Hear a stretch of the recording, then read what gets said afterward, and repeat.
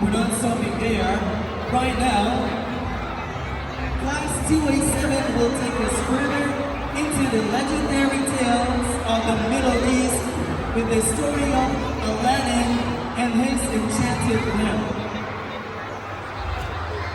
Kính thưa quý vị khán giả, hôm nay tập thể lớp 2A7 sẽ cùng quý vị lạc vào vùng đất huyền bí với câu chuyện về chàng trai trẻ Aladdin dũng cảm và hành trình kỳ diệu bên cây đèn thần. Đây không chỉ là một chuyến phiêu lưu ly kỳ, mà chứa đựng nhiều bài học sâu sắc về lòng tốt và sự quả cảm. Xin mời quý vị cùng thưởng thức vở kịch Aladdin và cây đèn thần.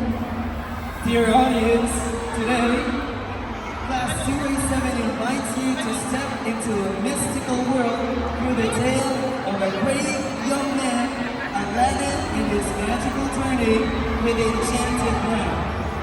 This is not just an exciting adventure, but also a profound lesson about kindness and courage. Please enjoy the play, Aladdin and his enchanted lamp,